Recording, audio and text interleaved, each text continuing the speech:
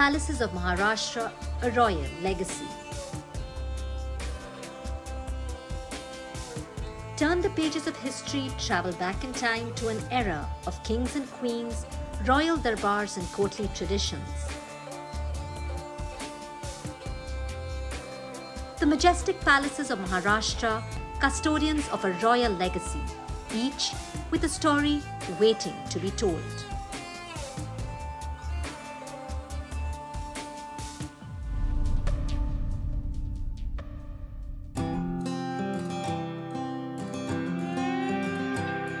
The new palace Kolhapur, the descendants of Chhatrapati Raja Ram Maharaj, the second son of Chhatrapati Shivaji Maharaj, still lives in the new palace at Kolhapur.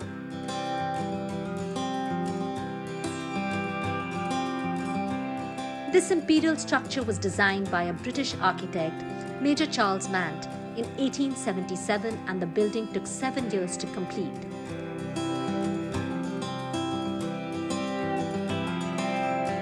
Chhatrapati Shahu Maharaj, also known as Rajashri Shahu Maharaj, was the first ruler to live in this palace. His bust still stands outside the palace as a tribute to a king who was a great social reformer and a progressive ruler.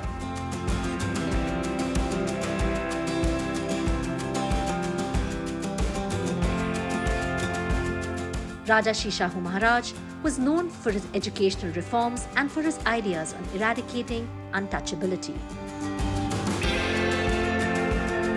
The palace also has a beautiful museum dedicated to Chhatrapati Shahu Maharaj and is visited by hundreds of tourists every day. That is mainly related to the history or some life of the Chhatrapatis, particularly of Kolhapur. And overall, it's not a very big museum. It's compared to many other museums elsewhere that you may have seen. This is a small and compact museum. And yet people come here because it's a lot of open space around, a lot of greenery, trees.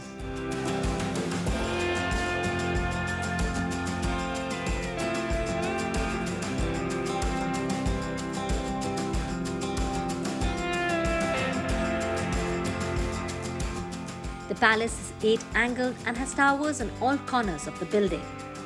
The overall impression is Gothic with its commanding clock tower that dominates the facade of the palace. But intricate details drawn from Hindu and Muslim architecture add to the uniqueness of the palace.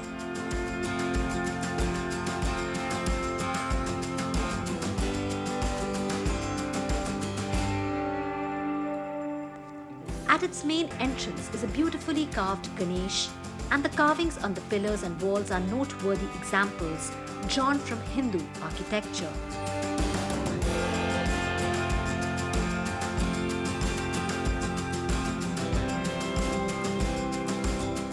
Islamic elements like the domes and Mughal flowers motif adorn this palace that essentially looks like a European castle.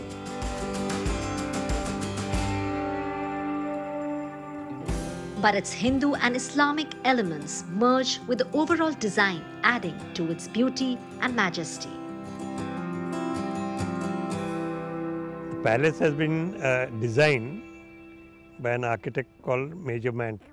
He got the best of different cultures and architecture from starting with his own Gothic architecture. The Mughal architecture is also there, and the original Indian architecture is also there. So it's a combination of various architectures, and the best of it has come out over here.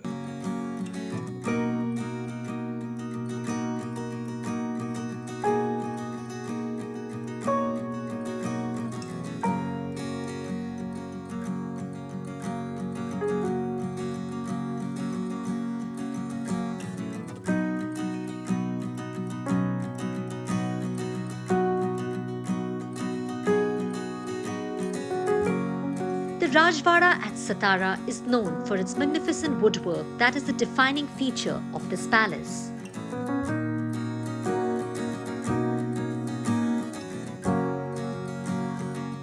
The Rajvada and the Adalat Wada were alternately homes to the Chhatrapati family of Satara, who are direct descendants of Chhatrapati Sambhaji Maharaj, the elder son of Chhatrapati Shivaji Maharaj.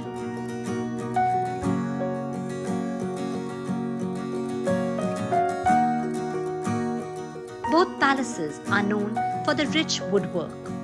The Adalat Wada has a beautiful Darbar Hall, which once had a roof with mirrors. The Adalat Wada, as the name suggests, was used as a place where the Chhatrapati would hold court.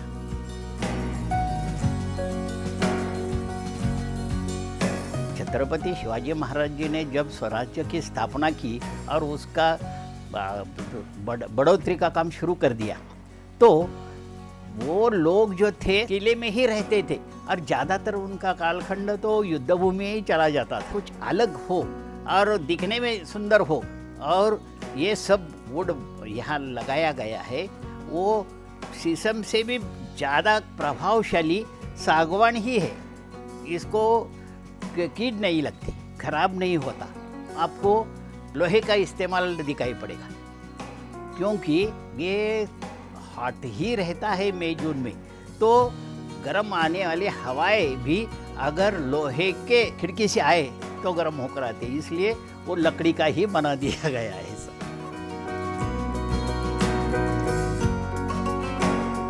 Satara was the seat of the descendants of Chhatrapati Shivaji Maharaj's eldest son, Sambhaji Maharaj.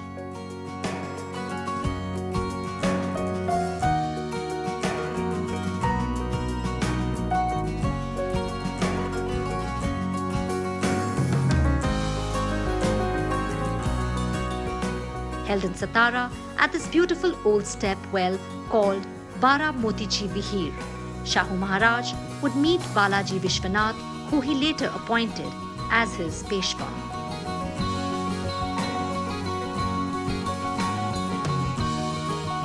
The Peshwas then became powerful, controlling the Maratha Empire and ruling in the name of Chhatrapatis. The motifs at the step well, lions and tigers, are royal emblems of the rule of the mighty Maratha kings.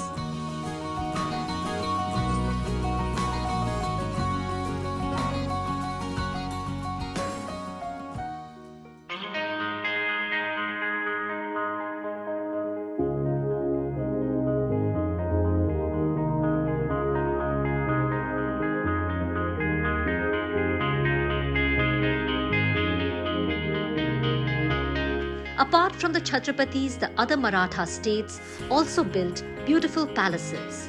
One such example is Savantwadi on the Konkan coast of Maharashtra.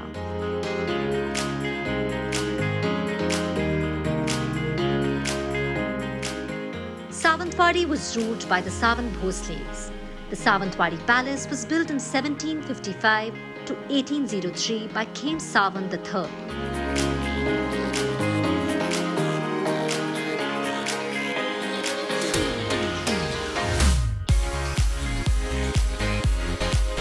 Combining English and Portuguese elements, the vibrant structure is built with red laterite stone.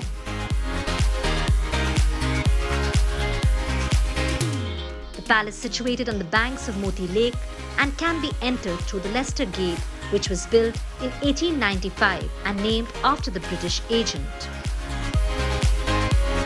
If you see our logo, which my father put up on his, there's a throne there in the Darbar Hall. The main emblem on that gives you depiction of what the army consists of. We had the armada, which was the sea.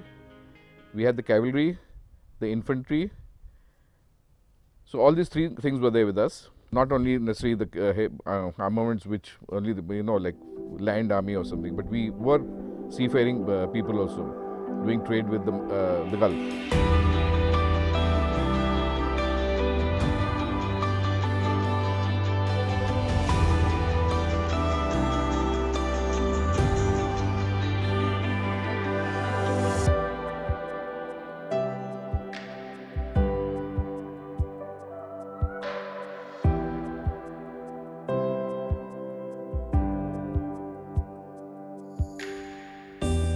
The palace has a magnificent Darbar Hall which is open to tourists.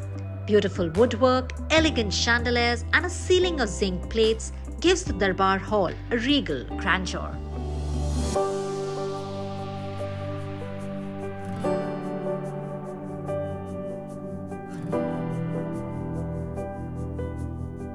The Ganjifa art form, a traditional art of lacquerware, has been kept alive by the Sawantwadi royal family. Craftsmen sit at the Darbar Hall practicing the art on wood, and a trip to Sawantwadi is not just about visiting a royal palace, but is also about viewing a rich craft tradition. Basically, the Ganjifa art, it dates back to the 14th, 15th century, around that time. So the Mughals had got it from Persia, and they usually used it. They had Quran inscriptions on their cards. Now each state in India had the various Ganjifa cards. We had it in Jammu and Kashmir, right from Jammu and Kashmir to the south. Now there are very few of us who do have this. So it's I am Bishnupur in West Bengal, then there is Mysore, Rajasthan and us. So very few people are doing this.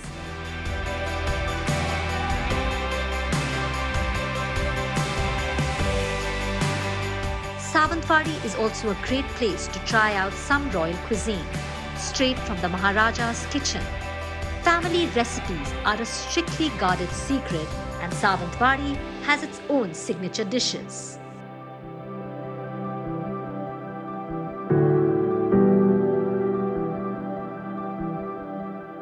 Culinary is one of our important aspects, right from my grandfather to my father, and even I, as we all cook over here.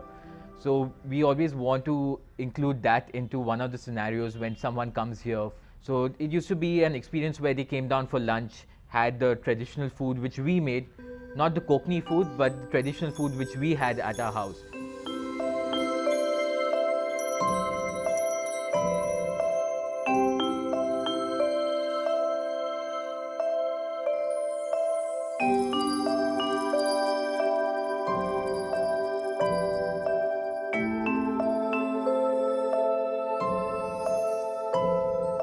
Ichalkaranji is a Maratha state that was once ruled by the Ghorpades. The Rajvada at Ichalkaranji is an imposing edifice. Built with dominant elements of Hindu architecture, it has interesting turrets and charokas or stone windows projecting from the walls that are a signature style of classical Indian architecture.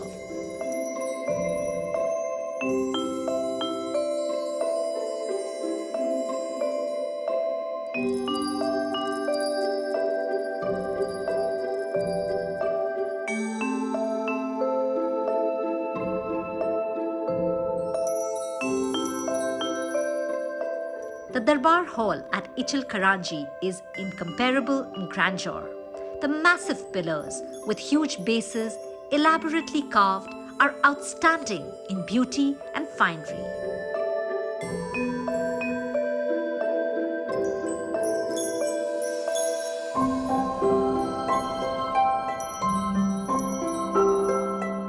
The ceiling of the Darbar Hall still has elaborate chandeliers retained from the days of its royal past.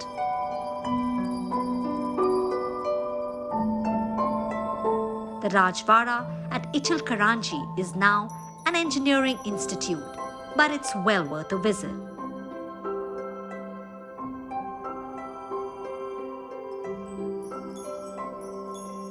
The charming courtyard has been so designed that if you stand at one end, you get a direct view of the world outside.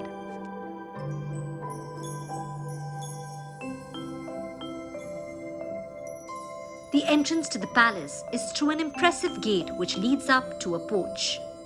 Though the Rajvada is now an educational campus, it has retained its authenticity and history.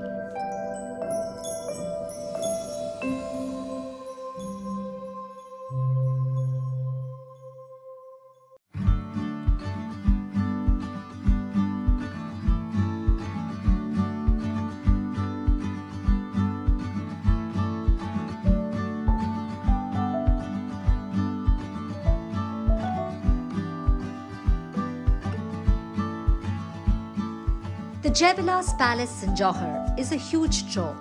It was built in 1937 by the 19th ruler of the Mukne royal family, Flight Lieutenant Raja Yashwantrao Mukne.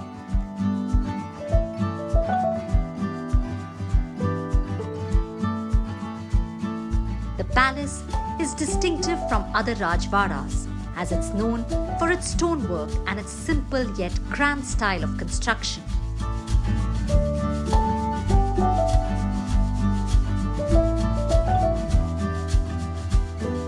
The neoclassical style of the palace blends Indian and Western architecture.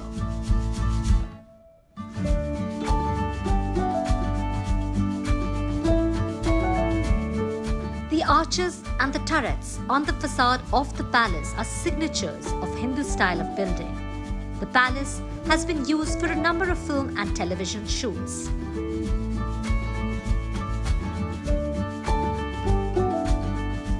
एक 120 kilometre पे जवाहर मुंबई से पड़ता है, तो काफ़ी नज़दीक पड़ता है। यहाँ भी बहुत सारी वेब सीरीज़, आप अगर हिंदी पिक्चर देखेंगे तो उसमें द ग्रेट ग्रैंड मस्ती, उसका पूरा शूटिंग यहाँ पे हुआ था।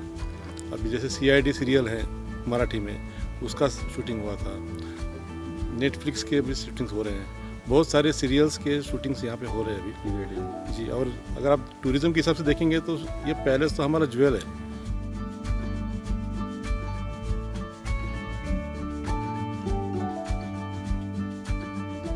The Mukne royal family now plan to open a museum in the palace which has a memorabilia of the tribal kings that once ruled this region for 21 generations.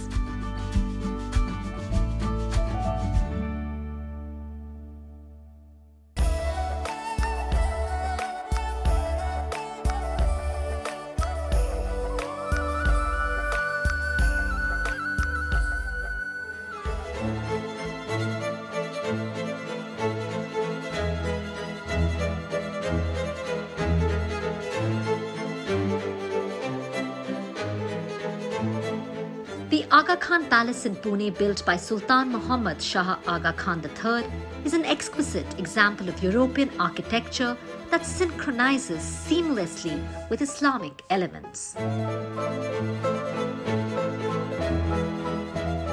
The palace was built as an act of philanthropy by the Aga Khan, who wanted to help poor people in the area who had been hit by a famine in 1892.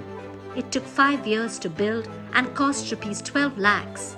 It gave employment to 1,000 workers. The late Sultan Muhammad Shah Aga Khan, who was the 48th spiritual head of the Khoja Sia Ismaili community. So he constructed the palace because it was a big family in the Maharashtra state. So it was his mother who insisted that why can't you build a palace here so that people would get some work. So the work went for 5 years. 1,000 people were given employment and they were given full-hearted wages for their livelihood, and 12 lakhs was the cost at that time. And the Aga Khan used to give silver coins as wages at that time. It's a combination of French and Mughal architecture, Gothic structure, Italian arcs are there, and it's made of wood, stone. Everything is made of stone, wood and marble, and it's still strong enough.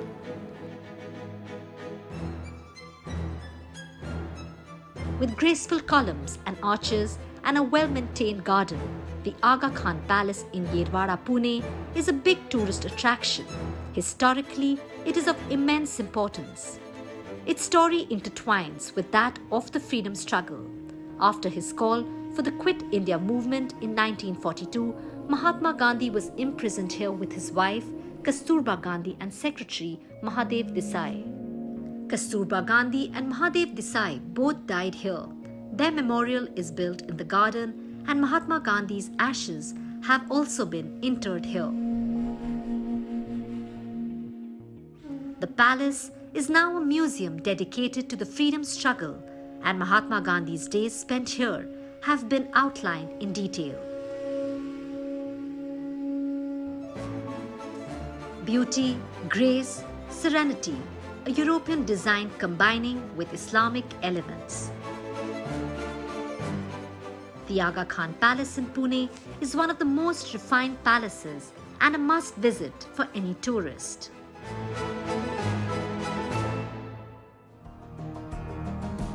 The Thibaw Palace in Ratnagiri. It was built for the Burmese king Thibaw-min in 1910 by the British who exiled him to Ratnagiri. The palace, a fine amalgamation of British and Burmese architecture, tells the story of an arrest and life in exile. King Thibaw spent his life longing for his homeland and hoping to return. He was allowed to build a palace here that the British government paid for. With memories of his homeland in his mind, the king personally supervised the construction of this palace, which is an example of Burmese architecture that combines with colonial elements. 1885 में क्या हुआ? अंग्रेजों ने Burma को पराजित किया और यहाँ का राजा था किंग थीबा, उसको पदच्युत किया और उसको बंदीवान बनाया. पहले दर पे इसको सिर्फ 1 लाख इसको पेंशन थी और उसके कम होते वो 25,000 तक आ गई. The palaces of Maharashtra, each with a unique architecture, background and history, are a must-to-do on the tourist map.